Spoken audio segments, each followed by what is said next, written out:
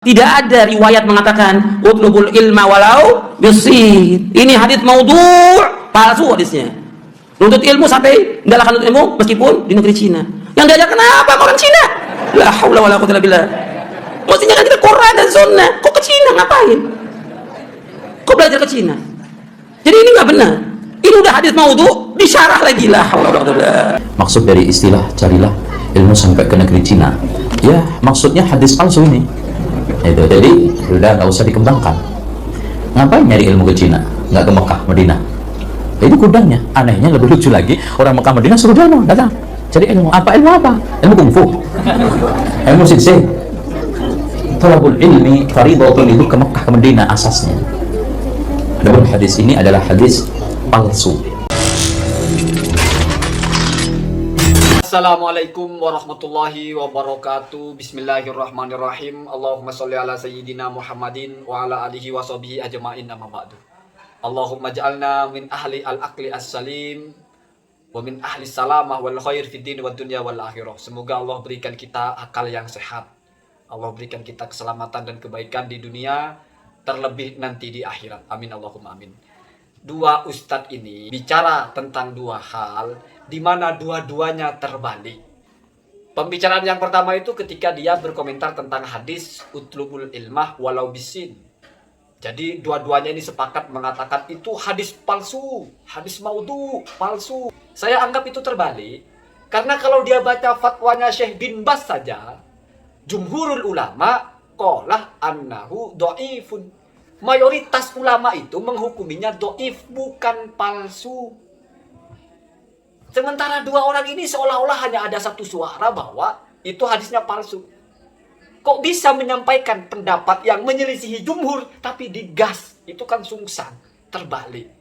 Kecuali dia bicara secara terbuka. Memang menurut mayoritas ulama hadis ini doif. Ada yang menyatakan palsu. Minoritas, salah satunya misalnya Ibnul Jauzi. Karena menuliskan hadis itu dalam kitabnya Al-Mawdu'at. Oh, berarti hadis palsu. Salah satunya juga Syekh Albani dimasukkan dalam Al-Mawdu'at. Salah satunya juga Ibnu Taimiyah mengatakan la sanada, nggak ada sanadnya. Yang paling keren ya Ibnu Hibban mengatakan batil. Selain yang empat ini, mayoritas yang lain itu mengatakan bahwa hadal hadis matanuhu masyhurun. Matannya ini populer, banyak sekali jalurnya. Ruwiya min aujuhin wa turukin, diriwayatkan dari berbagai jalur. Hadis itu ditulis dalam banyak sekali kitab. Walaupun mereka mengatakan bahwa memang sanadnya doif. Doifat bukan palsu. Ada yang memperjuangkan misalnya Al-Mizzi. Likasroti turukiha famajmu'uha yartaki ilal hasan. Karena banyak jalurnya, maka kompilasinya ini atau gabungannya ini bisa jadi naik kepada hasan.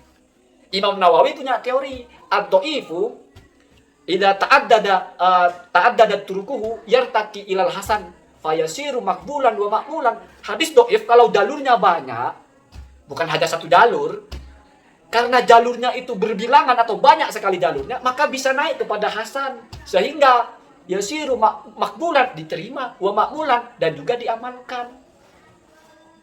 Lagi pula kalau hadis dhaif selama bukan masalah akidah, juga bukan masalah halal dan haram, maka itu masih bisa diamalkan. Apalagi dalam fadhailul a'mal, motivasi untuk melakukan sesuatu berupa belajar.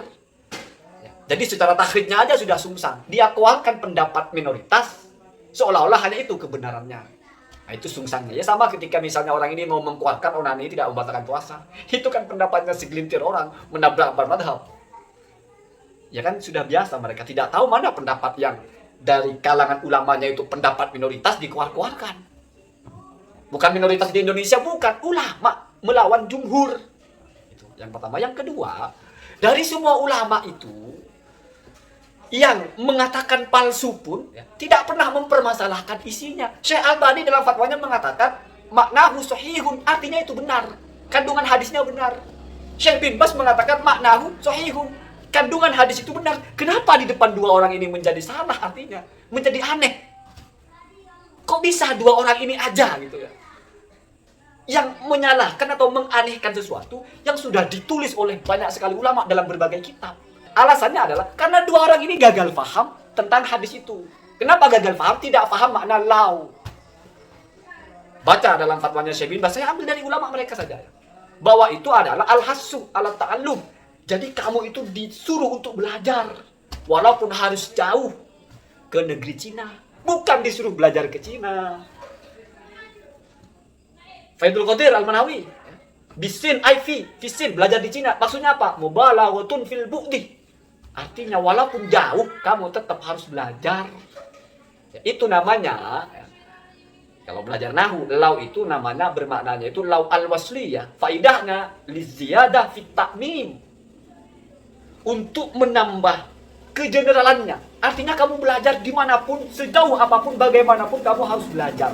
Cari ilmu. Itu Pak, karena dulu yang dikenal daerah Cina disebutlah Cina. Belajarlah walaupun kamu harus berangkat ke Cina. Intinya apa? Yang penting kamu itu jangan lalu tidak belajar hanya karena jauh. Makanya hadis ini selalu oleh ulama itu ditaruh di bab al-hassu ala safar di ta'allum. Kamu harus musafir, harus melanglang buana, keliling untuk belajar. Tapi oleh orang ini dipahami, kenapa kita disuruh belajar ke Cina? Mau belajar apa? Mau belajar kungfu? Allah karim. Itu cetek sekali cara memahami hadis. Gitu kok mau bicara hadis gitu. Bahasa Indonesia lah dulu. Misalnya ada orang ngomong. Ini saya kasih pemahaman yang sederhana. Karena kalian kan tidak bisa tinggi-tinggi ya. Ada orang ngomong, ya mainlah walaupun sebentar. Kita itu nyuruh dia main sebentar atau nyuruh kita dia main? Mestinya kita itu memahami bahwa kita itu disuruh main. Mampirlah walaupun sebentar. Bukan berarti kita disuruh mampir sebentar. Tapi walaupun kamu tidak punya waktu dan hanya bisa sebentar saja, enggak apa-apa. Yang penting mampir. Bukan berarti disuruh mampir sebentar saja. Kalau dalam hadis, walau bisik kisamroh, bersedekahlah walaupun sebiji kurma. Masa Islam menyuruh kita bersedekah sebiji kurma? Utlubul ilma walau bisik, belajarlah walaupun ke Cina. Kalau dipahami, oh, berarti kita disuruh belajar ke Cina, berarti kita disuruh sedekah sebiji kurma. Itu goblok apa enggak? Sederhana saja. Berilah saya walaupun 1000. Apa berarti kita minta 1000? Atau memahaminya, ya sesedikit apapun berilah. Jadi walaupun atau walau itu bukan objeknya, tetapi keadaannya. Makanya di situ ada walau. Wow itu namanya waw haliyah. Jadi launya di situ adalah al-wasliyah li ziyadah fit ta'mim. Di Al-Qur'an juga banyak seperti itu. Walaupun artinya apa? Dalam keadaan bagaimanapun. Misalnya walau kuntum fi burujin musyayyidah. Sesungguhnya kematian yang kalian lari darinya itu akan mendatangi kalian. Walaupun kalian ada di benteng terkokoh pun, artinya nggak ada batas. Terus kamu disuruh ada di benteng? Enggak. Tapi lau di sini bicara keumuman. Pokoknya bagaimanapun kamu akan mati. Sejauh apapun tetap kamu harus tuntut ilmu. Itu maksudnya. Makanya oleh ulama zaman dulu biasa mereka bersafar. Imam Syafi'i itu safarnya ke Kufah, ke Irak, ke Madinah dulu ketemu Imam Malik. Mau menyusul belajar kepada Imam Abu Hanifah, tapi karena sudah tidak ada, maka siapa yang mengemban madhabnya di sana? Misalnya Asy-Syaibani datang ke Kufah, mau belajar ilmu firasah datang ke Yaman. Artinya jarak yang jauh tidak menghalangi untuk belajar karena mereka berpikir bahwa belajar itu dimanapun harus kita datangi, tidak menjadi alasan kita tinggalkan karena jauh. Bukan berarti disuruh belajar ke Cina. Saya sudah malas mau baca-baca kitabnya ya. Malas kamu baca saja deh kitab kamu itu. Syekh bin Baz fatwanya bagaimana tentang hadis itu. Jumhur ulama dhaif, isinya sahih, maknanya sahih. Itu kok oleh dua orang ini ditertawakan isinya. Suruh belajar kungfu katanya. Malah kalau belajar ke Madinah, aja ngapain belajar jauh-jauh ke Madinah? Jadinya juga cuma seperti itu. Ya belajar di Indonesia sudah banyak Pak ya. Allahumma hadina ada sabil. Ya mungkin yang terakhir ini berlebihannya. Assalamualaikum warahmatullahi wabarakatuh.